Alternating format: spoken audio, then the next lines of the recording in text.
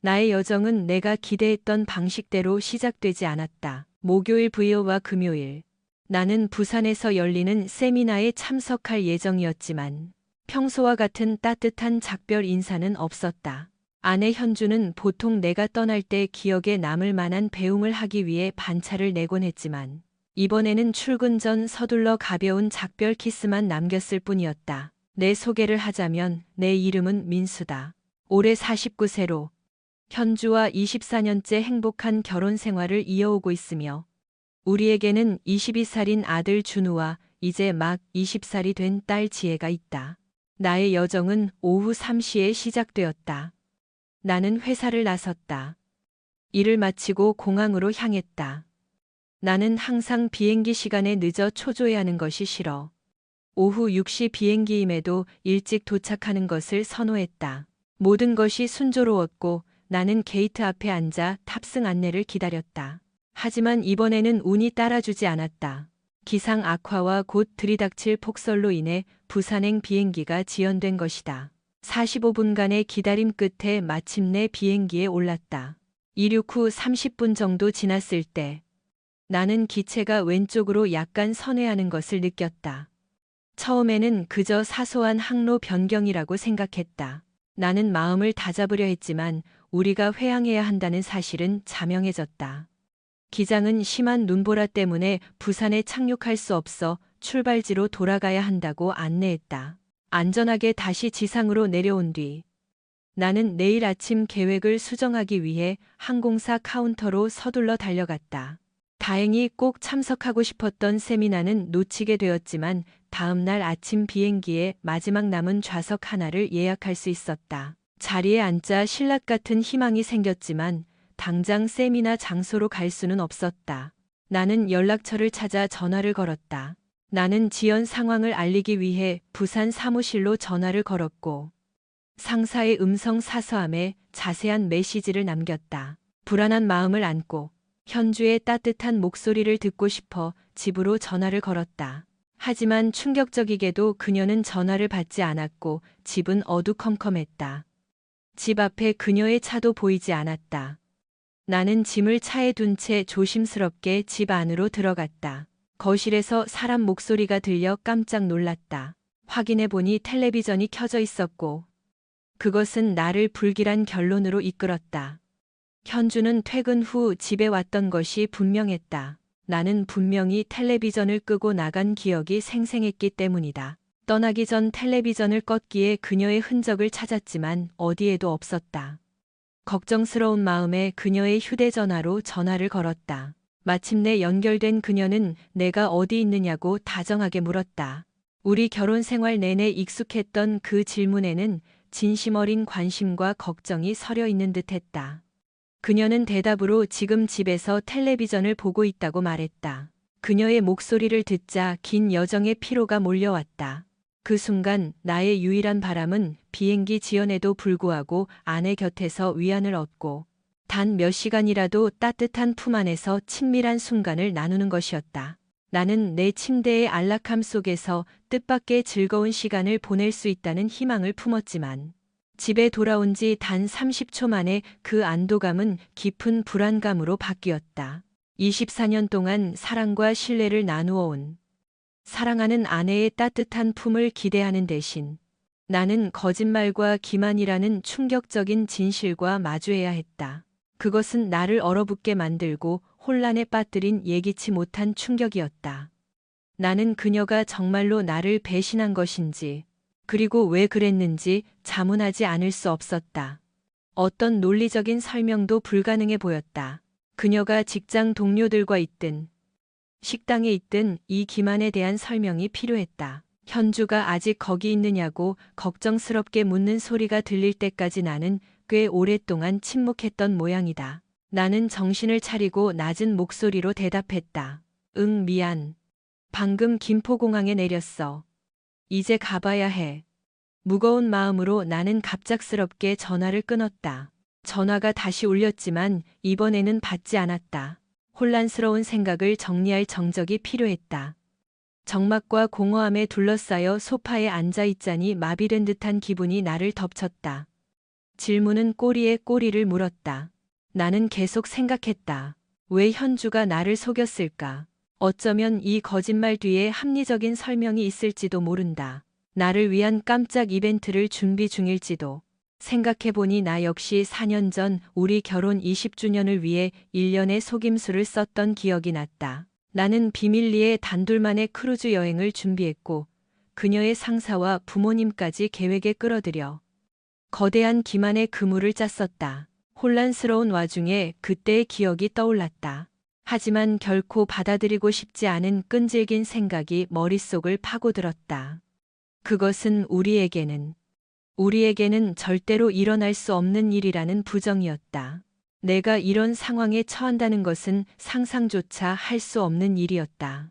문득 딸 지혜가 엄마의 계획이나 서프라이즈에 대해 알고 있지 않을까 하는 생각이 스쳤다. 나는 기억을 더듬어 지혜의 번호를 빠르게 눌렀다. 사랑스러운 딸의 목소리가 들려왔고 내 안부를 물었다. 나는 진심 어린 호기심을 담아 딸의 안부를 물었고 지혜는 방금 숙제를 마치고 텔레비전을 보는 중이라고 대답했다. 상황의 중요성을 감지한 나는 신중하게 최근에 엄마와 통화한 적이 있는지, 현주가 무슨 말을 한 게 없는지 물었다. 지혜는 보통 일요일마다 하는 정기적인 통화를 했다고 말했고, 그것은 내게 작은 희망의 빛이 되었다. 나는 즉시 현주가 준비 중인 서프라이즈에 대해 아는 것이 있는지 물었다. 서프라이즈가 무엇인지 알고 싶은 게 아니라, 그저 엄마에게 무슨 계획이 있는지만 알고 싶다고 명확히 말했다. 대답을 기다리는 내 목소리에는 기대감이 가득했다. 하지만 지혜의 대답은 내 희망을 꺾어버렸다. 딸은 전혀 아는 바가 없다고 했고, 내가 왜 걱정하는지조차 알지 못한 채 무슨 일이냐고 되물었다. 지혜는 짧은 설명을 덧붙였고 나는 딸에게 말했다. 나는 요즘 현주가 조금 이상하게 행동하는 것 같아. 혹시 내 50세 생일을 위한 즐거운 이벤트를 숨기고 있는 건 아닌지 궁금했다고 했다. 지혜는 지난 월요일에 이미 내 생일 파티를 했다는 사실을 상기시키며 그 생각을 일축했다. 어떤 정보도 얻지 못한 채 나는 사실을 받아들이고 딸에게 작별 인사를 건넸다. 지혜는 슬픈 목소리로 대답했다. 내가 기대했던 서프라이즈는 없다는 것을 깨달았다. 질문은 여전했다. 왜 현주는 나를 속였을까? 가능한 설명들이 머릿속에 그려지기 시작했다. 어쩌면 곧 있을 승진과 관련이 있을지도 모른다. 아마 그럴 것이다. 왜 거짓말을 했는지 이해할 수는 없었지만 그녀가 그토록 갈망하던 승진을 위해 여전히 노력 중일 가능성을 고려했다. 최근 그녀는 확고한 헌신으로 인해 여러 차례 야근을 해야 했다.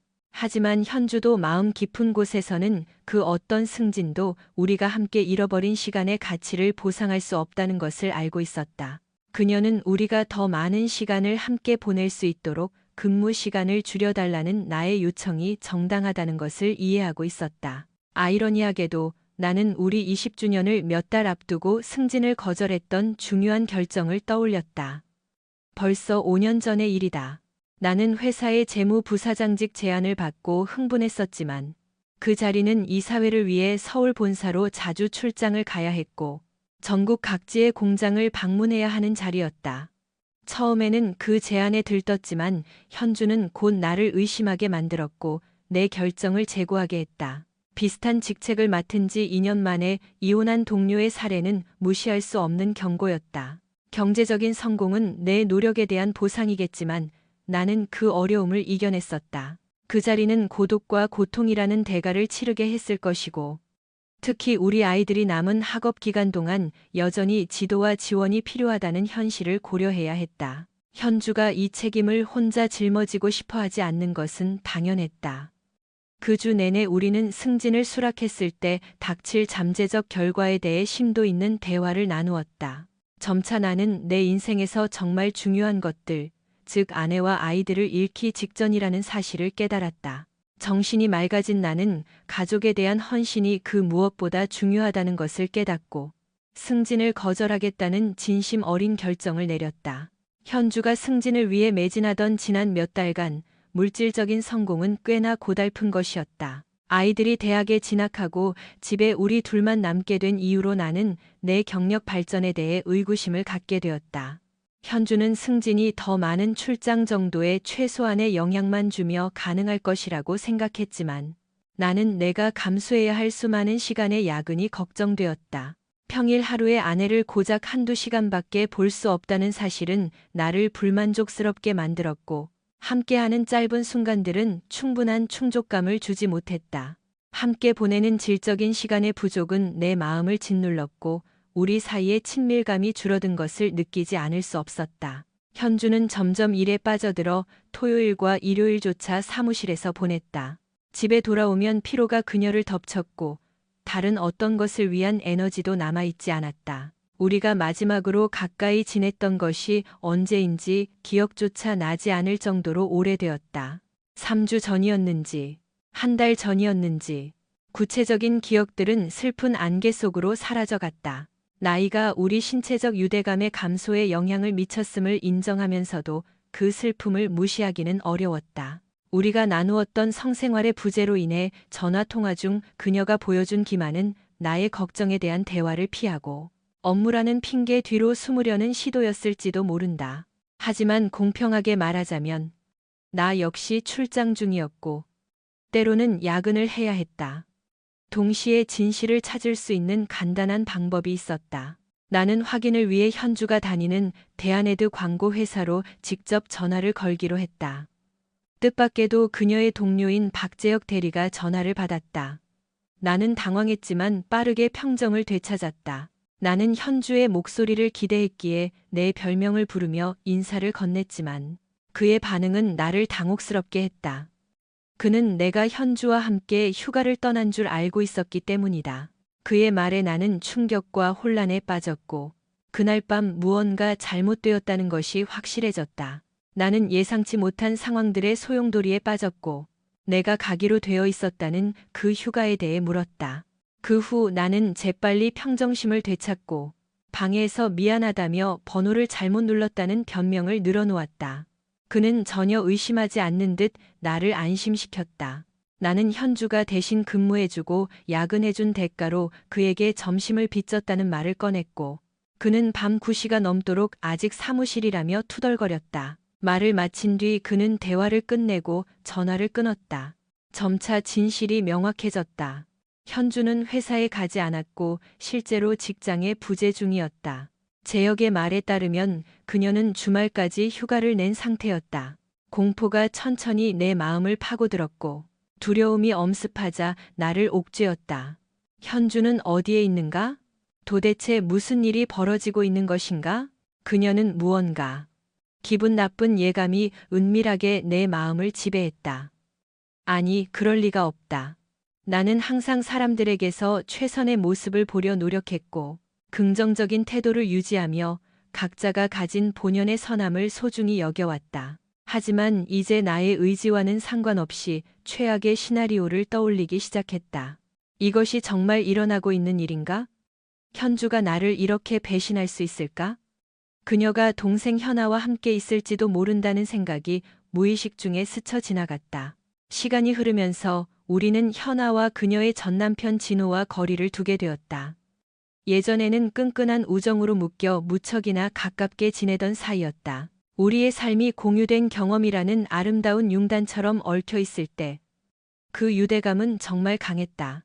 우리는 저녁 시간을 함께 보내고 서로를 지원하며 아이들을 함께 돌보고 수많은 가족 모임을 가졌으며 심지어 휴가도 같이 떠났다.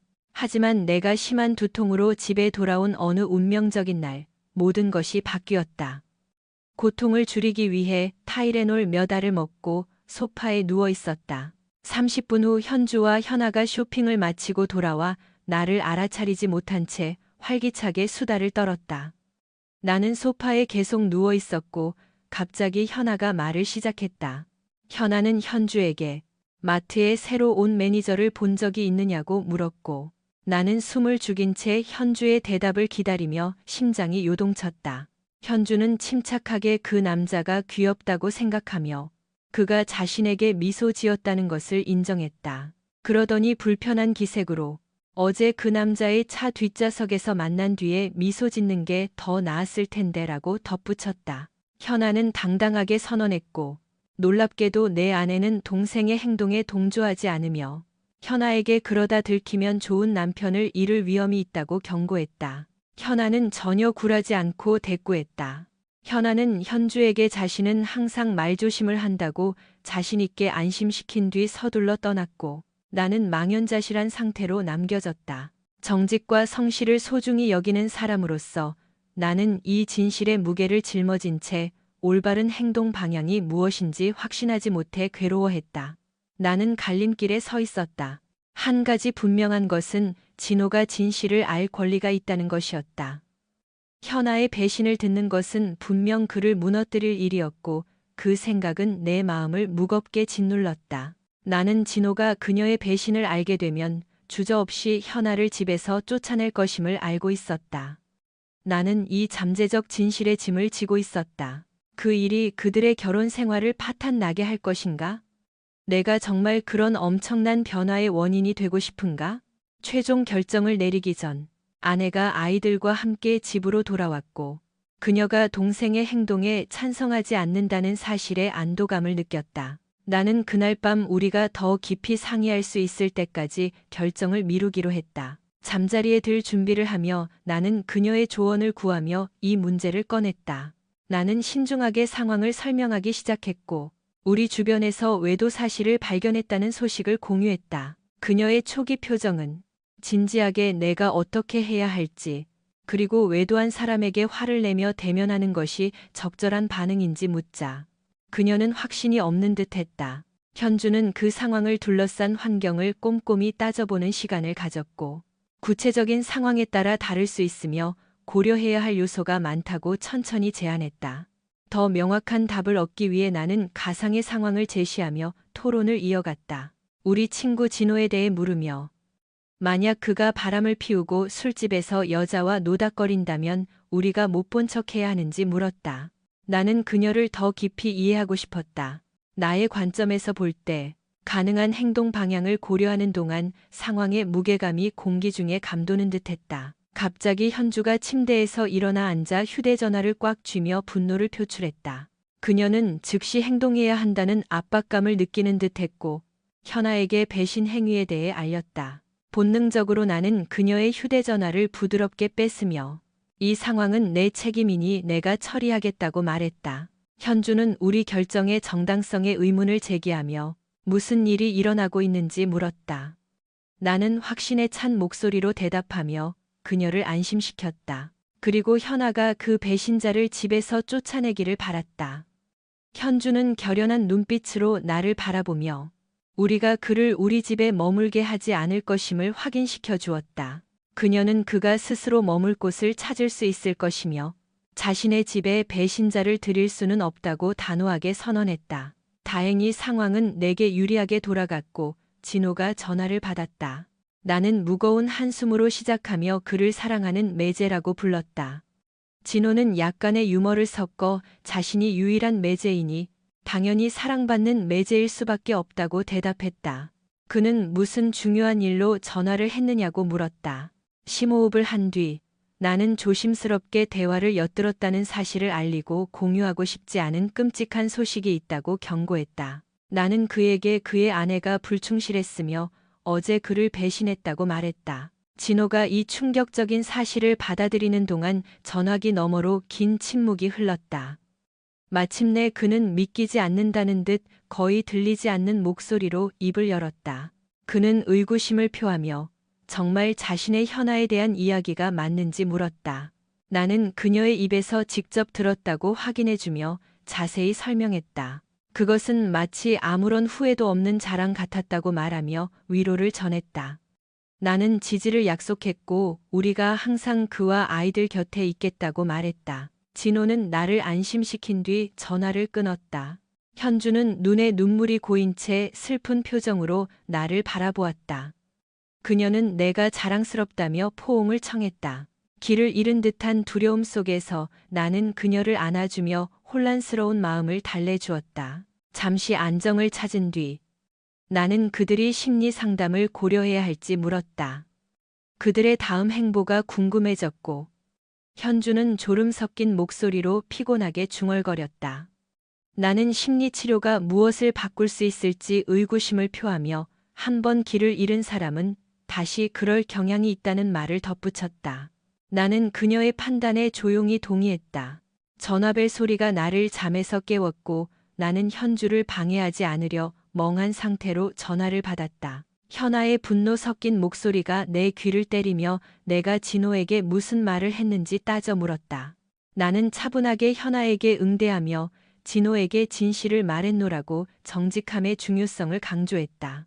현주는 걱정과 결연함이 섞인 표정으로 지켜보고 있었다. 현아의 목소리는 자신의 언니가 자신을 배신했다는 사실이 믿기지 않는다는 듯 분노로 가득 찼다. 나는 단호했다. 나는 가끔 진실이 예상치 못한 방식으로 드러나기도 하며 우리 둘 다 배신자는 대가를 치러야 한다는데 동의했다고 답했다. 현아는 걷잡을 수 없이 눈물을 흘리기 시작했고 진호가 자신을 집에서 쫓아냈다고 고백했다. 나는 그것이 마땅한 결과라고 다시 한번 강조했다. 현아는 절망적으로 애원하며 어떻게 해야 할지, 우리 집으로 가도 될지 물었다. 나는 유감스럽지만 우리는 배신자를 거둘 수 없으며 스스로 상황을 해결해야 할 것이라고 답했다. 현아는 내 대답에 충격을 받은 듯 보였고 나는 고개를 돌렸다. 나는 현주에게 조언을 구하며 우리 집에 오고 싶어하는 외도한 사람에게 뭐라고 말해야 할지 물었다. 현주는 전화기 쪽으로 몸을 숙여 배신자를 집에 들일 수 없으니 당장 꺼지라고 단호하게 선언했다. 그 후 나는 현주를 설득해 우리 둘의 이름으로 현아는 더 이상 우리 삶의 일부가 아니며 우리에게서 멀어져야 한다는 메시지를 보내게 했다. 우리는 그녀가 찾아오거나 전화하는 것을 원치 않았다. 현주는 내 품으로 파고들었고 우리는 서로의 품 안에서 위안을 찾았다. 그녀는 내가 상황을 처리한 방식이 자랑스럽다고 속삭였고 우리는 평화롭게 잠이 들었다. 그날 아침 현주의 아버지가 전화를 걸어 딸을 꾸짖으면서 예기치 못한 폭풍이 몰아쳤다. 현주는 불안해했고 통화 후 울음을 터뜨렸다. 나는 현주에게 그것이 우리의 공동 결정이었으며 상담을 구하고 그녀를 속인 사람과의 관계를 끊는 것에 대해 논의했음을 설명했다. 나는 단지 진호에 대한 가상의 상황을 언급했을 뿐 그가 실제로 현아를 속였다고 주장한 것은 아니라고 명확히 했다. 나는 유도 질문을 던지며 진호의 잠재적 배신이 현아의 불충실함과 어떻게 다른지 물었다. 현주는 반박했다. 그녀의 언니가 현아는 가족이라고 말했을 때 나는 실망감을 표하며 가족을 속이는 것이 정당화될 수 있는지 의문을 제기했고 현주는 일시적으로 할 말을 잃었다. 3년 전 나는 현주와 중요한 대화를 나누며 그녀의 여동생에 대한 내 입장을 확고히 했다. 나는 현아가 우리 아이들 근처에 오거나 우리 집에 발을 들이는 것을 원치 않는다고 명확히 말했다. 현주가 가끔 몰래 동생을 만나기도 했지만 그것은 우리 가족 내에서 여전히 불문율적인 금기였고 그녀는 내가 없을 때 현아를 몰래 방문하곤 했다. 시간이 흐르며 진호는 이 상황을 극복했다. 나는 재혼을 준비했고 현아에 대한 나의 원망도 점차 사라졌다. 나는 더 이상 그녀의 존재에 신경 쓰지 않았고 오히려 그녀가 없는 삶에서 즐거움을 찾았다. 현주에게 관심을 돌려나는 문제를 해결해야 한다는 필요성을 느끼며 부드럽게 이 문제를 언급했다. 나는 현주가 나를 속인 것에 대해 죄책감을 느끼고 있을지도 모른다고 의심했지만 이미 나는 더 이상 상관하지 않는 단계에 이르러 있었다. 예상치 못한 반전은 내가 어느 세미나장에 큰 군중 앞에 서 있는 자신을 발견했을 때 일어났다. 나는 군중을 향해 발표를 시작했고 업계의 두 가지 유형의 사람들에 대해 논의했다. 발표 도중 현주의 상사인 김 부장이 손을 세차게 흔들며 내 아내를 피해왔다고 고백했다. 김 부장 뒤에 앉아있던 박 대리 역시 내 아내를 피해왔음을 인정했다. 또 다른 남자도 장난스러운 논평과 함께 동참하며 청중들 사이에 즐거운 분위기와 가벼운 웃음을 자아냈다. 갑자기 나는 소파에서 벌떡 일어나 앉아 얼굴에 묻은 침을 닦으며 한밤중임을 깨달았다. 1시간 넘게 낮잠을 잔 것이 분명했고 나는 현주가 내가 자는 동안 집에 왔을지 궁금했다. 아마 나의 갑작스러운 등장을 전혀 모르고 있었을 것이다. 손님은 서둘러 침실로 향했다. 나는 안으로 들어갔지만 그녀를 찾을 수 없었고, 그녀가 아마 동생 현아와 함께 있을지도 모른다는 사실을 깨달았다. 나는 현아에게 연락해 현주의 행방을 물어볼까 고민했지만 주저했다. 현아의 주소를 알아내는 것은 현주의 등 뒤에서 행동하는 것을 의미했기 때문이다. 현아의 아이들을 특정 장소에서 데려와야 한다는 사실을 떠올리며 내가 여전히 현아의 번호를 가지고 있는지 궁금해했다. 주소록을 검색하려던 찰나 화면에서 내 기기 찾기 앱 아이콘을 발견했다. 1년 전 뉴욕에서 신시내티로 여행하던 중 휴대전화를 분실한 뒤 우리 둘의 휴대전화에 이 앱을 설치했었다. 앱의 기능을 떠올린 나는 빠르게 앱을 실행했다. 단 몇 초 만에 현주 휴대전화의 위치 정보를 받았고 그것은 청평호를 가리키고 있었다. 나는 그녀가 왜 그곳에 있는지 당혹스러웠다. 반대로 현아는 경제적 어려움을 겪고 있었기에 청평호에 별장을 가질 형편이 못 되었다. 상황은 점점 더 미스터리해졌다.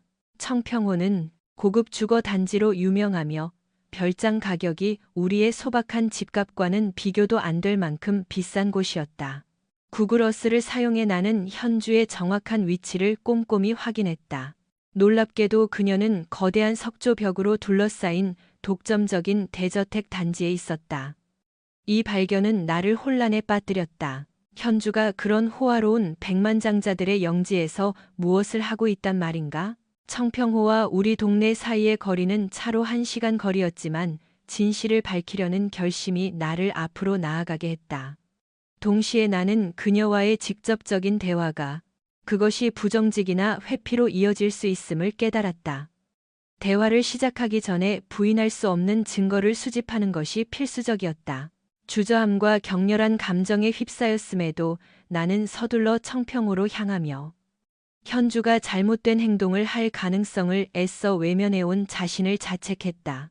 그녀의 행동에 대한 변명을 찾는 대신 처음부터 휴대전화의 GPS 위치를 확인했어야 했다는 후회가 밀려왔다. 청평호에 도착했을 때 불확실성이 내 마음을 덮쳤고 나는 확신할 수 없었다. 단호한 의도와 솔직한 설명에 대한 신락 같은 희망을 안고 나는 현주가 머물고 있는 대저택 단지로 불안하게 차를 몰았다. 앞으로 닥칠 일에 대한 걱정으로 마음이 무거웠다. 거대한 정문이 단지로 들어가는 입구를 가로막고 있었다. 나는 차를 몰고 대저택 앞까지 가서 아내를 찾으러 왔다고 알릴 생각은 없었다. 상황을 판단한 뒤 나는 길가에 주차하는 것이 원치 않는 관심을 끌 수 있으며 이 폐쇄적인 거주 지역에 경비원이나 경찰이 나타나게 할 수 있음을 이해했다. 차를 조금 천천히 몰며 나는 우연히 작은 오솔길을 발견하고 그곳에 주차하기로 했다. 차에서 내려 나는 진실로부터 나를 가로막고 있는 그 높은 벽을 어떻게 넘을지 고민했다. 그러다 문득 이 단지가 호수와 맞닿아 있어 호수 쪽에서 접근이 가능할지도 모른다는 생각이 들었다. 새로운 결심으로 호숫가를 향해 발을 내디뎠다. 이 방향에서 단지로 들어가는 통로를 찾을 수 있을지 기대하며 심장이 요동쳤다. 호수로 이어지는 오솔길을 발견하고 나는 조심스럽게 앞으로 나아갔다. 해안선을 따라 걸으며 현주가 어느 대저택에 있는지 알 수 없었던 나는 다시 한번 GPS 기기를 확인했다. 마침내 나는 화려한 빌라에 도착했다. 2층 창문 몇 군데에 여전히 불이 밝혀져 있었지만 1층은 어두웠고 단 하나의 커튼 사이로 유리 화병이 따뜻한 빛을 내뿜고 있었다. 관찰하기에 더 높은 위치를 찾던 중 나는 튼튼한 나무를 발견하고 안을 들여다볼 수 있을 만큼 높이 올라갔다. 내 시선은 흰색 목욕 가운을 입은 한 남자에게 머물렀다. 비록 그를 알아보기는 힘들었지만 말이다. 나보다 나이가 많아 보이는 남자는 금세 시야에서 사라졌다. 잠시 후 한 여자가 나타났다. 나의 의심은 확신으로 바뀌었다. 열린 가운 차림으로 서서 잔에 든 샴페인을 홀짝이는 사람은 바로 현아였다. 그녀가 그 나이에도 여전히 매력적이라는 사실은 부정할 수 없었다. 조각들이 맞춰지기 시작했고 나는 현주가 정말로 여동생과 함께 있음을 깨달았다. 이혼의 재정적 영향을 고려할 때 이 진실은 놀랍지 않았다. 현아는 부유한 파트너를 찾고 있는 듯 보였지만 나는 현주가 내가 용납하지 않고 그녀가 가지 않기를 바랐던 그런 삶의 방식에 휘말렸다는 생각을 지울 수 없었다. 상황이 펼쳐지면서 나는 나를 하게 만든 광경을 목격했다. 처음에 눈에 띄었던 남자가 현아에게 다가와 대담하게 그녀의 몸을 더듬는 모습에 나는 실망했다. 그는 그녀의 샴페인 잔을 조심스럽게 빼서 옆으로 치워두었다. 나는 나무에서 내려와 처제의 이런 은밀한 애정 행각으로부터 고개를 돌려야 했다. 나의 가치관은 사랑과 성생활이 남녀 간의 진실한 관계의 핵심을 이룬다는 전통적인 관념에 뿌리를 두고 있었다. 내가 목격한 것은 사랑이 결여된 듯 보였고, 내가 소중히 여기는 유대감과 애정이 결여되어 있었다. 비록 내가 현아를 좋게 보지는 않았지만 나는 그 누구도 그렇게 파괴적이고 공허한 삶을 살기를 바라지 않았다. 눈앞에 펼쳐지는 광경에 나는 불안감을 느꼈다. 나무에서 내려오려던 찰나. 그 커플이 창가에서 물러나자 현주와 눈이 마주쳤다. 그녀는 멀리 떨어진 긴 의자에 앉아 멍청하고 술 취한 미소를 짓고 있었다. 심장이 조여드는 듯 했다. 충격에 휩싸여 멍하니 서 있는 동안 그녀의 가운이 벌어졌고 우리 결혼 생활의 운명을 결정짓는 광경이 드러났다. 충격으로 멍해진 나는 주저하며 한 걸음 뒤로 물러나다.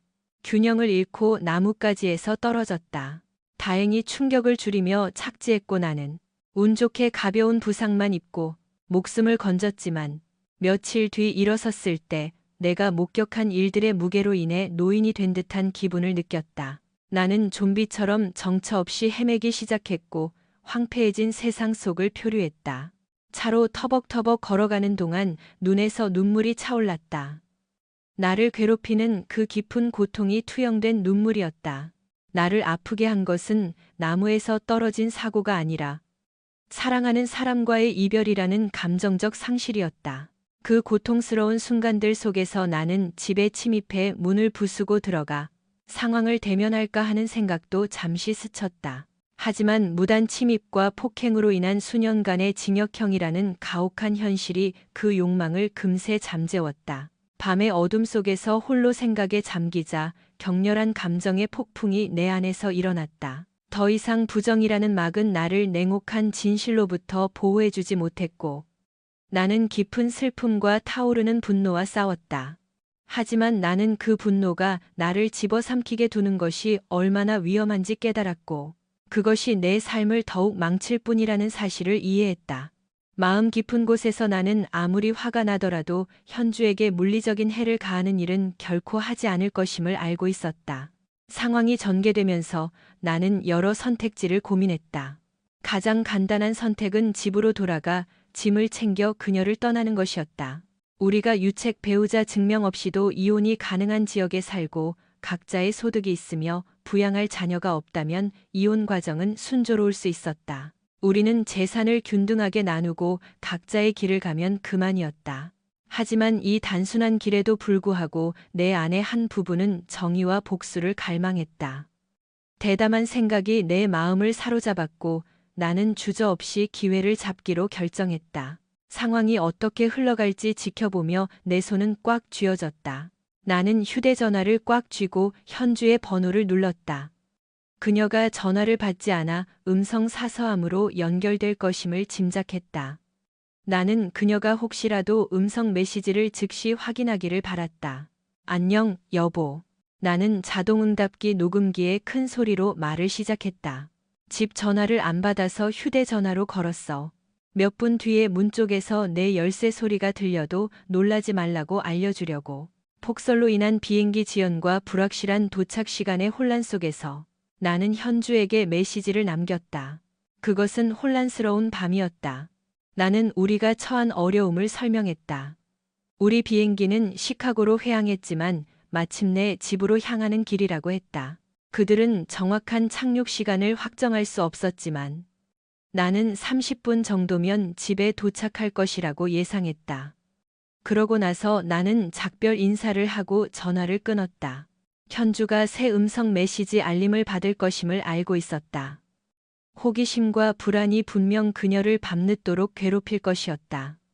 그 시간에 메시지를 남기는 것은 이례적인 일이었다. 게다가 나는 그녀가 휴대전화로 손을 뻗어 혼란스러운 와중에 답을 찾기를 바라며 간절히 음성 메시지를 확인할 모습을 상상했다. 나는 속으로 현주가 그녀가 너무 취해서 비행기 안에서는 휴대전화를 사용할 수 없다는 사실을 깨닫지 못하기를 기도했다. 그녀의 마음속에는 공포가 치솟고 있을 것이 분명했고 자신이 파놓은 기만의 덫에 스스로 걸려들었음을 깨달았을 것이다. 분노 속에서 그녀는 아마 나보다 먼저 도착하기 위해 서둘러 귀가할 계산을 하고 있을 터였다. 옷을 입으며 언니와 애인의 질문에 대답하는 동안 내 전화기가 울려 내 생각을 가로막았고 나는 재빨리 전화를 받았다. 그녀가 내 도착 시간을 짐작하려 애쓰고 있다는 것을 깨달은 나는 피곤한 목소리로 대화를 시작하며 소란을 피워 미안하다고 사과했다. 나를 깨운 그녀는 모든 것이 괜찮다고 안심시키며 지금 집으로 향하는 길이고 약 1시간 정도 혹은 몇 분 더 걸릴 수도 있다고 말했다. 현주는 내게 짧게 알았어 라고 대답하고는 서둘러 전화를 끊었다. 곧 그녀의 차가 단지 정문을 빠져나와 고속도로를 질주하는 것을 보았다. 그녀가 무모하게 운전하며 도랑으로 빠질 뻔하는 광경을 목격하자 심장이 요동쳤다. 그녀는 내가 처음에 생각했던 것보다 훨씬 더 취해 있었다. 비록 분노와 실망을 느꼈지만 나는 그녀의 행동이 잠재적으로 위험하다는 것을 깨달았다. 자신뿐만 아니라 도로 위의 무고한 사람들에게도 위협이 되었다. 비록 원망이 남아 있었지만 그녀의 생명이 위태롭다는 생각은 견딜 수 없었다. 아이들의 엄마로서 나는 그녀의 안전을 확보하기로 결심했고 그녀를 뒤쫓기로 했다. 필요하다면 개입할 준비를 갖춘 채 나는 즉시 비상 서비스에 전화를 걸어 상담원에게 음주 운전자를 신고하고 싶다고 알렸다. 나는 차량의 비정상적인 거동, 내 차와 충돌할 뻔했던 일, 무모한 차선 변경 등을 설명했다. 또한 차량의 상세 정보를 제공하며 그 차가 청평호 인근 고속도로 남쪽 갓길로 향하고 있으며 어두운 색상이라고 말했다. 나는 파란색 현대 소나타의 번호판 마지막 4자리를 기억해냈고 운전자가 사고를 내기 전에 차를 세워야 할 필요성을 강조했다. 상담원은 신고에 감사를 표하며 음주 운전자를 검거하기 위해 순찰차가 출동 중임을 확인해 주었다. 안전거리를 유지하며 나는 교통 흐름에 따라 조심스럽게 현주를 계속 뒤쫓았다. 2개의 나들목을 지난 뒤 멀리서 순찰차가 그녀의 위치로 접근하는 것을 발견했다. 나는 고속도로를 향해 다리 위에 세워진 순찰차를 볼 수 있었다. 현주의 차가 나타나자 순찰차는 빠르게 속도를 냈다. 나는 그녀에게 갓길로 차를 세우라는 신호로 전조등을 깜빡인 뒤 그들을 지나쳐 달렸다. 안도감과 슬픔이 동시에 밀려왔다. 45분 뒤 나는 집에 도착했고 그날 밤 일어난 사건들의 무게가 어깨를 짓눌렀다. 아이러니하면서도 부정할 수 없는 비극처럼 보였다. 단 하룻밤 만에 내가 깊이 사랑했던 사람의 삶이 불행한 결과의 연속으로 단축될 수도 있었다는 사실이 말이다. 현주의 행동이 치명적인 교통사고와 그로 인한 우리 가족의 고통으로 이어졌을 수도 있다는 어두운 자각이 덮쳐왔다. 나는 잠시 멈춰 깊은 생각에 잠겼고 두려움이 솟구치게 두었다. 생명의 연약함과 소중함을 깨달았다. 현주에 대한 나의 사랑은 이제 내가 내린 결정의 주요 요인이 아니었다. 그녀를 사랑하지 않게 된 것이 아니라 더 이상 그녀와 함께하는 미래를 그릴 수 없게 된 것이었다. 나는 집 전화를 끄고 휴대전화를 무음으로 설정하는 단호한 조치를 취했다. 내 생각을 정리할 사적인 공간이 필요했다. 현주의 기만에 대한 설명을 찾아 헤매던 시간들을 되돌아보며 나는 가장 중요한 것은 진실은 시종일관 내 눈앞에 있었다는 사실을 깨달았다. 내 자신에 대한 실망감에 나는 와인 한 병을 따고 앞으로 나아갈 길에 대해 숙고했다. 수년 동안 나는 현주에 대한 내 사랑이 좋은 와인처럼 숙성되어 결국 정점에 도달할 것이라고 믿어왔다. 이제 우리의 뒤틀린 관계라는 현실에 직면하여 나는 다음에 무엇을 해야 할지라는 어려운 문제에 맞닥뜨렸다. 술을 계속 들이켜고 밤이 깊어가는 동안 나는 나를 집어삼키는 감정의 소용돌이 속에서 명확함과 방향성을 찾으려 애썼다. 우리를 하나로 묶어주었던 사랑은 이제 쓴 식초로 변해버린 듯했고 나를 가슴속에 남겨두었다. 고통이 엄습했고 그녀의 궁극적인 배신은 내 심장 깊은 곳을 찔렀다. 하지만 고통은 단지 배신에서 오는 것만이 아니라 우리의 사랑이 시들어버렸다는 자각에서도 왔다. 이 사랑은 지난 26년 동안 나를 정의해왔고 그중 24년은 부부로서 보낸 시간이었다. 그녀가 없으면 나는 목적과 정체성을 잃고 정처 없이 떠도는 영혼처럼 느껴졌다. 내가 이 사랑 없이 계속 살아갈 수 있을까? 고통은 더욱 거세져 이 괴로움을 끝내고 싶다는 생각까지 들게 했다. 아마도 다리 아래에서 위안을 찾는 방식 같은 것으로 말이다. 나는 현주 없이 사는 것을 상상해 본 적이 없었다. 새로운 삶을 시작한다는 것은 완전히 새로운 출발처럼 느껴졌다. 도저히 극복할 수 없는 도전과 불확실성으로 가득 찼다. 당신에게 전부였던 사람이 갑자기 떠나버렸을 때 어떻게 삶을 계획할 수 있단 말인가? 나는 완전히 혼란에 빠져 어디서부터 시작해야 할지 몰랐다. 현주와 상의 없이 결정을 내린다는 것은 불가능해 보였다. 가족은 언제나 내 삶의 중심이었다. 나는 아내와 아이들의 행복과 안녕을 고려하며 모든 선택지를 꼼꼼히 따져보았다. 우리의 사교 생활조차 가족의 필요를 중심으로 돌아갔고 나는 일을 하러 갈 때 외에는 동료나 타인과 거의 교류하지 않았다. 매년 열리는 송년회 같은 행사에서도 나의 우선순위는 항상 집으로 빨리 돌아가는 것이었다. 이러한 의무 때문에 더 멀리 나간 적은 거의 없었다. 지난 10년 동안 가끔 동료들과 어울리던 때를 회상하기도 했지만 이제 아이들이 떠나고 현주와 나만 남았으며 이제 나는 홀로 슬픔에 잠겨 있다. 사랑할 사람도 기댈 사람도 없었다. 내 인생 처음으로 고독이 원치 않는 동반자가 되었다. 그녀는 왜 이 길을 택했을까? 왜 솔직한 이혼보다 더 고통스러운 외도를 택했을까? 하지만 어쩌면 나는 우리가 공유했던 세월과 즐거웠던 순간들을 더 소중히 여긴다. 그녀는 언제 나를 사랑하기를 멈춘 것일까? 아이들이 자라서 떠날 때까지만 우리 관계를 견뎌온 것일까? 그녀의 관심과 보살핌은 언제 끝난 것일까? 아이들이 각자의 길을 떠나기 시작했을 때 나는 그것을 현주와 우리 관계에 더 많이 투자할 기회로 여겼다. 그녀가 그것을 우리가 함께 걸어온 길의 종점으로 여겼다는 사실을 나는 깨닫지 못했다.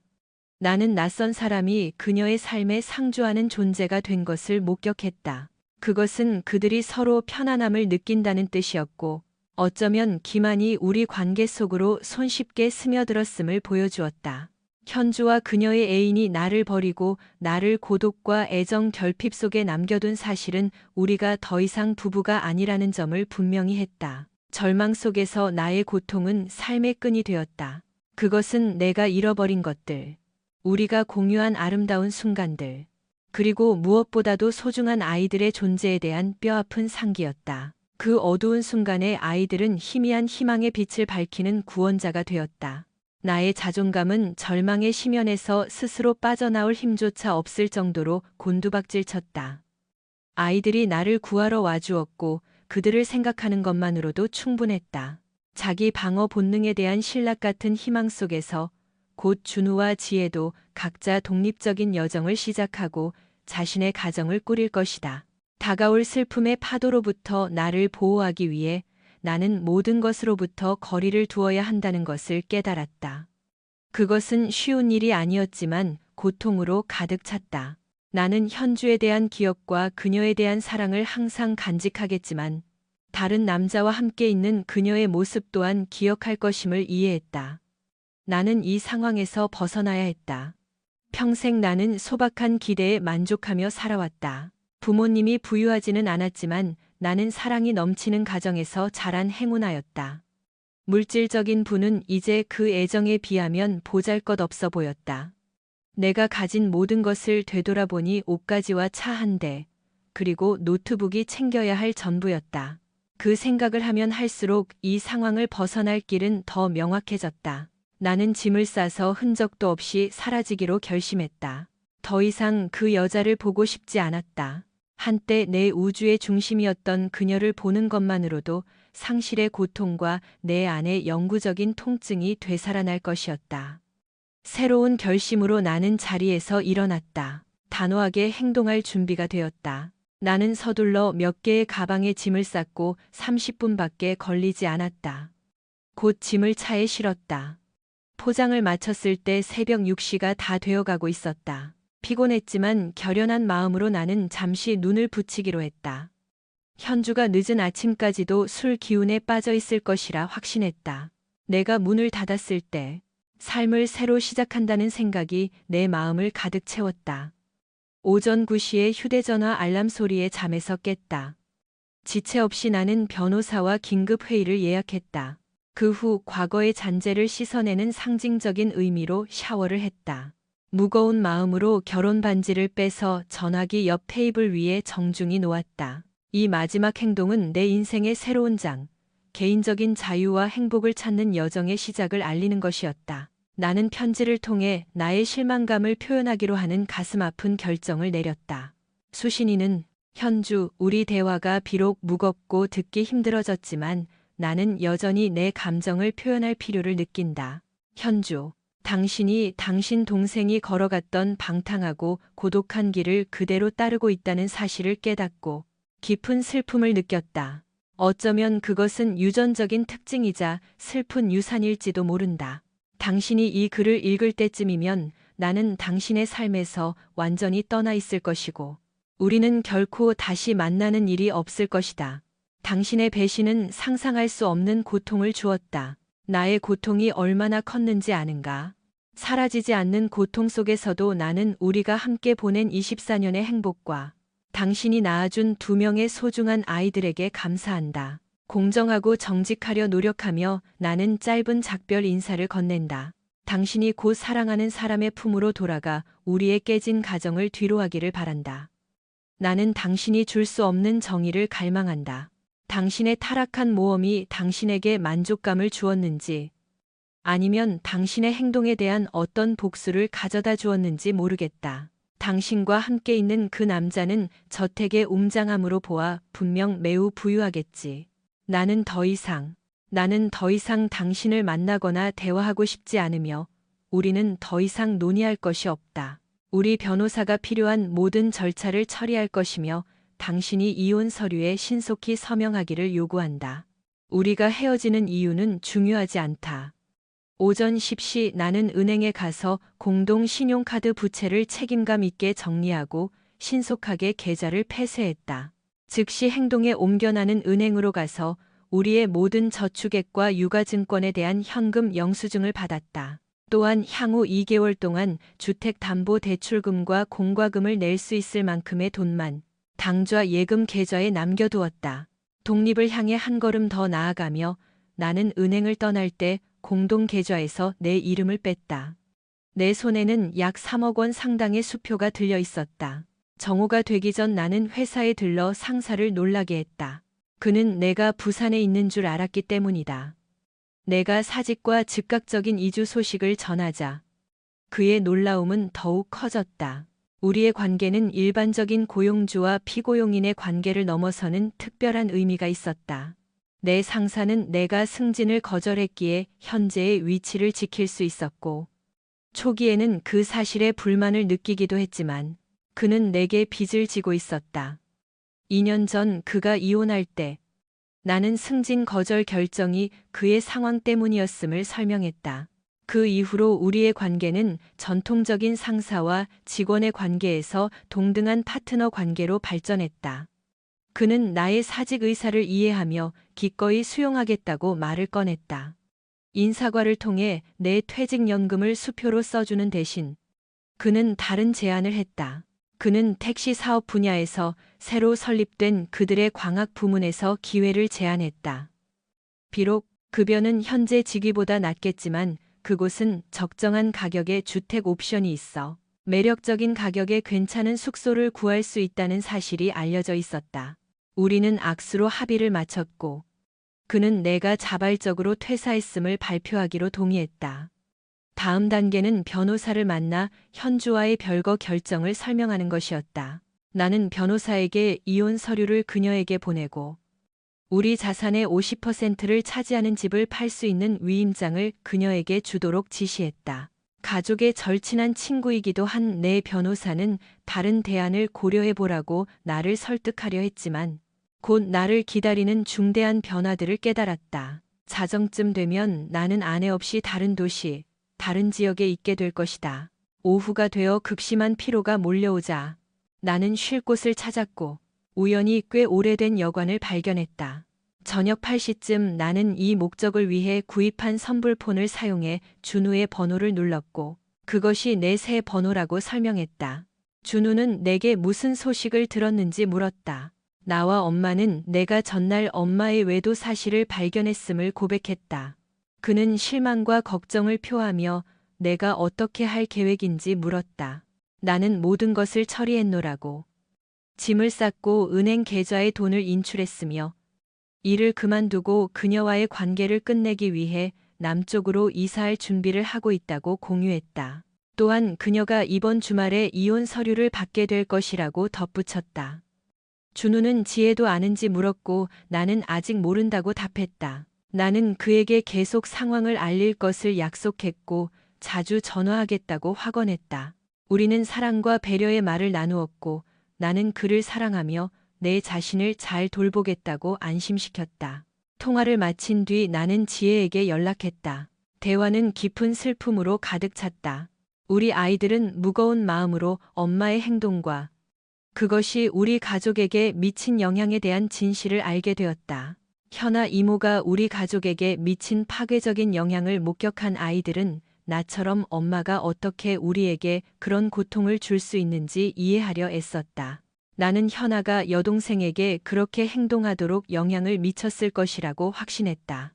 지혜는 특유의 솔직한 성격으로 그 일이 얼마나 오래전부터 있었는지, 그리고 얼마나 오래전부터 우리가 그녀에게 충분하지 않았던 것인지 물으며 침묵을 깼다. 나는 시간과 이유는 더 이상 중요하지 않다고 설명하며 딸을 위로했다. 중요한 것은 내가 그녀를 깊이 사랑했고 진심으로 믿었지만 그녀가 그 신뢰를 배신했다는 사실이었다. 나는 지혜에게 걱정하지 말라고 안심시키며 나는 괜찮을 것이라고 말했다. 지금은 몹시 슬프지만 시간이 지나면 나아질 것이라고 믿으며 특히 그녀의 엄마와 거리를 둘 수 있다면 더욱 그럴 것이라고 했다. 나는 딸에게 내 새 주소를 공유할 것이며 학기가 끝난 뒤 나를 보러 올 수 있다고 약속했다. 이 약속을 할 때 눈물이 차올랐고 나는 지혜가 제주도에 있는 내 곁에 언제나 그녀를 위한 자리가 있음을 알기를 바랐다. 광학 부문은 직원 30명 정도의 비교적 작은 조직이었다. 엄격한 상사라기보다는 아버지 같은 모습의 지역 관리자는 팀 내에 우호적이고 편안한 분위기를 조성해 주었다. 나는 즉시 환영받는 손님이 된 기분이었고 이는 힘든 시기에 위안이 되었다. 한 달 뒤 나는 멋진 곳을 선택했다. 나는 이 기간 내내 아파트에서 지내며 현주와 연락을 끊고 변호사와 아이들을 통해서만 소식을 들었다. 과정은 쉽지 않았고 특히 난감한 상황이 발생했다. 내 변호사는 현주가 이혼에 강력히 항의할 준비가 되어 있으며 관계를 끝낼 의사가 없고 설령 우리 둘 다 경제적으로 파산하더라도 끝까지 싸우겠다고 밝혔음을 알려왔다. 대답 대신 나는 변호사에게 이혼 절차를 더 이상 진행하지 말라고 차분히 지시했다. 나는 더 이상 상관하지 않으며 그녀에게 기회를 주고 싶다고 말했다. 우리가 공유했던 행복한 24년 이후 나는 그녀가 삶을 재건하는 것을 도와야만 했다. 나는 변호사에게 그녀와 더 이상 관계를 유지하고 싶지 않으며 그녀가 좋은 삶을 살기를 바란다고 전하게 했다. 나는 더 강한 메시지를 덧붙여 그녀가 지옥에나 가버리길 바란다고 했고 변호사에게 그 메시지를 전달해 줄 수 있는지 물었다. 우리 사이의 친밀한 관계를 인지한 변호사는 기꺼이 그렇게 하겠다고 답했지만 15만 원의 추가 비용이 발생할 것이라고 경고했다. 아이들과의 대화는 한 명씩 차례로 더 어려웠다. 나는 그들에게 다시 돌아갈 길은 없다는 것을 설득해야 했다. 이 결정으로 돌아와서 첫 번째 장애물은 지혜가 내게 부모님이 이번 여름에 그들과 함께 지낼 계획이라는 내 말을 듣고 완전히 패닉에 빠졌다고 말했을 때 나타났다. 나는 지혜에게 그녀와 조부모님을 방문하기 위해 최선을 다하겠다고 약속했지만 그들의 반응이 너무나 우려스러워 며칠 동안 전화를 피해야 할 필요성을 느꼈다. 준우가 여름 시간을 우리 둘 사이에서 나누기로 결정하자 현주의 행동은 더욱 악화되었다. 현주에 대해서는 나는 의도적으로 소식을 묻지 않았고 내 삶을 나아가는 데 집중했다. 그것은 쉽지 않았다. 그녀에 대한 감정의 잔재가 여전히 남아 있었고 배신당하기 전 우리가 공유했던 과거와 연결된 복잡한 감정들이 얽혀 있었기 때문이다. 하지만 아이들의 도움으로 나는 점차 현주의 심리 상태를 더 잘 이해하게 되었다. 뜻밖에도 나는 그녀가 심한 우울증을 겪고 있다는 사실을 알게 되었고, 그것은 내가 겪었던 정신적 충격을 거울처럼 보여주었다. 특히 그녀의 언니에게 일어난 일을 생각하면 정말 믿기 힘든 일이었다. 개념은 간단했다. 당신이 배신할 때 당신은 사랑해야 할 사람들에게 상처를 주고 결국 결혼 생활의 파탄을 초래한다. 그 후에도 당신은 여전히 당신의 삶을 살아가야 한다. 그렇다면 내가 그녀의 부재 속에서 내 삶을 이어가도록 돕기 위해 할 수 있는 모든 일을 다 했음에도 현주가 우울증에 걸린 것일까? 그녀가 이혼을 주저하는 것은 현실 도피의 한 수단이자 자신의 행동이 우리 가족을 산산조각 냈다는 진실을 직면하지 않으려는 회피처럼 보였다.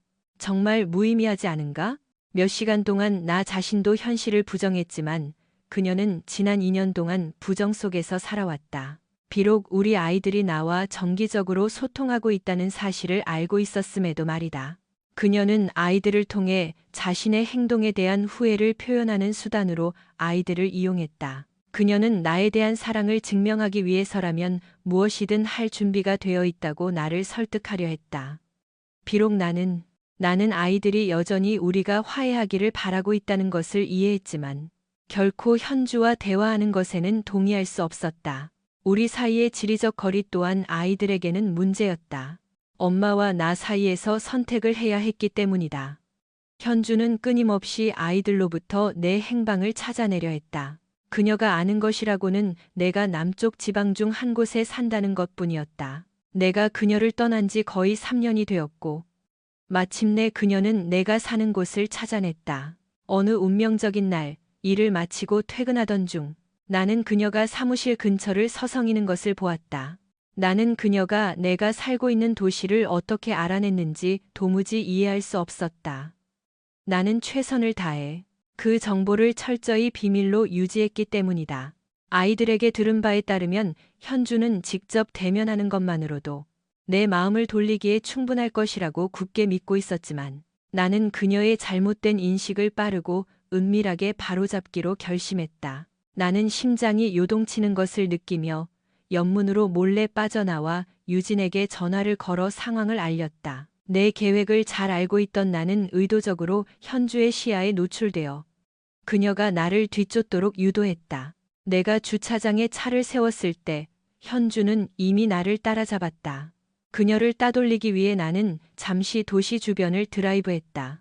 나는 마트에 들렀다가 집으로 돌아왔다. 집에 도착해 주차를 하자 30세의 아름다운 라틴계 여성 유진이 나 대신 문을 열어주었다. 잠시 후 초인종이 울렸고 유진은 한 살배기 아기를 품에 안고 서둘러 문을 열러나갔다.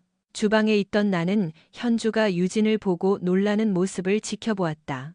유진은 특유의 억양 섞인 말투로 인사하며 무엇을 도와줄지 물었다. 현주는 나와 대화하고 싶다는 의사를 밝혔다. 그때 유진이 문 쪽에서 나를 불렀다. 나는 아이를 품에 안았고 유진은 저녁 식사 준비를 마칠 동안 딸을 돌봐달라고 내게 부탁했다. 나는 현주를 돌아보며 놀라움과 비아냥이 섞인 어조로 오라고 말을 시작했다. 나는 그녀의 눈을 보며 그녀의 의도를 읽었다. 나는 거의 3년 만에 만난 그녀에게 무엇을 원하느냐고 단호하면서도 주의 깊게 물었다. 그녀는 거의 들리지 않는 속삭임으로 내게 상처를 준 것에 대해 사과하고 깊은 후회를 표해야만 했다고 고백했다. 그녀는 그것이 내 잘못이 아니라 전적으로 자신의 잘못이었음을 인정했다. 어리석게도 현주는 그때나 지금이나 나에 대한 사랑을 표현하며 나를 여자가 바랄 수 있는 최고의 남편이자 아버지라고 묘사했다. 동시에 자신의 사려 깊지 못함과 자신이 초래한 고통에 대한 진심 어린 후회를 고백했다. 나는 그녀의 진심 어린 사과가 감동적이라고 느꼈지만 이 연극을 즉시 끝내야 한다는 것을 알고 있었다. 나는 답했다. 좋아, 행복한 척하는 것도 괜찮겠지. 사람들이 말하듯 이 모든 것은 이미 지나간 일이야. 나는 이 기억들을 오랫동안 붙들고 있지 않아서 이제는 진심으로 당신을 용서한다고 말할 수 있어. 내 품 안에서 기쁨으로 빛나는 다은이를 바라보며 나는 결론을 이어갔다. 진심으로 당신의 삶이 내 삶처럼 사랑이 가득하고 즐겁기를 바란다고 말했고, 내 목소리에는 진심 어린 감정이 담겨 있었다. 현주의 얼굴에 눈물이 흘러내렸고, 그녀는 이해할 수 없는 말을 중얼거렸다. 그녀는 주저하며 다가와 나를 안아준 뒤 서둘러 집을 떠났다. 나는 그녀의 뒤로 문을 닫았다. 나의 연약한 상태를 감지한 유진이 주방에서 걸어 나왔다. 안도감과 슬픔이 교차하는 표정이었다. 그녀는 위로가 필요한 나를 느끼며 내 품에서 다은이를 부드럽게 받아 안았다. 나는 닫힌 문에 기대어 울음을 터뜨렸다. 그 모습에 감동한 유진은 나를 꽉 안아주며 입술에 가벼운 키스를 남겼다. 나는 표정을 굳히고 결연한 의지를 보였다. 그녀는 전화를 집어들며 말했다. 우리 딸과 함께 곧 집으로 갈 거라고 정훈에게 알려야겠어요. 그녀의 목소리는 따뜻하고 자신감이 넘쳤다. 나는 고마워요, 유진 씨라고 속삭였다. 그녀의 존재와 확고한 지원에 깊은 감사를 느꼈다. 나는 유진에게 당부했다. 정훈 씨에게 토요일 바비큐 파티에서 기다리겠다고 꼭 전해줘요. 그녀의 목소리는 활기로 가득 찼다. 네, 사장님, 내일 사무실에서 봬요. 다음 주 내 변호사는 현주가 서명한 이혼 서류를 받았다. 앞으로 나아가며 나는 치유의 과정에 시간이 필요하다는 것을 깨달았고, 나는 나만의 삶의 리듬을 찾았고 몇 명의 여자 친구들과 교류하며 그중 단 한 명과만 진지한 약속 없이 친밀한 관계를 유지했다. 마침내 나를 괴롭히던 고통을 극복한 듯 보였다. 나는 여자들에 대한 두려움이 줄어들었고 불안함과 수줍음을 떨쳐냈다. 이러한 성장을 인지하며 나는 이제 유진에게 친절하고 적합한 여성을 소개해달라고 부탁할 때가 되었다고 생각하기 시작했다. 그녀의 판단력을 믿으며 나는 내 삶의 진정한 행복을 다시 가져다 줄 누군가를 만날 기회를 고려했다. 이제 이 예기치 못한 만남 이후 나는 내 결정을 재검토하고 있다. 의구심이 생겼다. 현주를 떠난 결정은 변함이 없기에 그에 대한 의구심이 아니라 우리가 공통점이 없다는 나의 이전 가정에 대한 의구심이었다. 나는 그녀가 불충실함에 대한 나의 관점과 그런 상황에서 내가 어떻게 반응할지 이해하고 있다고 생각했기에 우리가 더 이상 논의할 것이 없다고 믿어왔다. 하지만 최근 대화에서 들린 현주의 파편화된 말들을 들으며 비록 원치 않았지만 내가 이 대면을 피했어야 했는지 자문하기 시작했다. 그럼에도 불구하고 그녀의 삶에서 떠난 것이 내게는 최선의 선택이었다는 사실은 부정할 수 없다. 그것은 내가 평온을 찾고 우리를 감싸고 있던 독성 강한 환경으로부터 회복하게 해주었다. 나는 현주를 너무나 사랑했기에 만약 그때 그녀를 만났다면 그녀의 후회에 굴복하고 사과를 받아들였을지도 모른다. 그것은 더 많은 고통과 결국 이혼으로 이어졌을 것이다. 하지만 이제 그녀의 배신과 우리의 이별로부터 3년이 지난 지금 현주의 사과는 갑작스럽게 내게 마침표를 찍어주었다. 그것은 내가 짊어지고 있던 슬픔으로부터 나를 해방시켜 주었고 다시 한번 사랑에 대한 희망의 불씨를 지펴주었다. 시간이 흐르면 그녀에게 돌아가는 것조차 고려해 볼 수 있을지 모른다. 나는 사실 내게 둘째 딸은 없다는 사실을 밝혔지만 내가 정말 그렇게 하기로 결정했는지는 확신할 수 없었다. 나는 더 이상 그녀에게 빚진 것이 없으며 이 사실을 밝힐지 비밀로 할지는 내 결정에 달려 있다. 나는 마침내 그녀에 대한 의무라는 짐을 벗어 던졌고 내 삶의 새로운 장을 시작하며 앞으로 나아갈 수 있게 되었다. 하지만 그리 오래가지는 못했다. 어제 나는 아이들과 현아를 포함한 많은 친척과 함께 현주의 무덤 곁에 서 있었다. 나는 그곳에 모인 모든 이들처럼 오열했지만 현아의 얼굴에서는 단 한 방울의 눈물도 볼 수 없었다. 현주는 극심한 절망과 만취 상태가 치명적인 사고로 이어졌고 그녀의 생명은 구할 수 없었다. 나는 왜 현아가 여동생에게 애인과 친밀한 관계를 맺도록 부추겼는지 오랫동안 생각했고 오직 한 가지 설명에 도달했다. 그것은 현주와 나에 대한 일종의 복수였다. 자신의 배신 사실을 폭로해 진호와의 결혼 생활을 끝내게 만든 것에 대한 복수 말이다. 어쩌면 이제 현아는 여동생이 관 속에 누워있는 모습에 일말의 안도감을 느끼고 있을지도 모른다. 그리고 나는 한 가지를 확신한다. 나는 결코 다른 어떤 여인도 내가 사랑했던 방식만큼 사랑하지 못할 것임을. 현주를 말이다.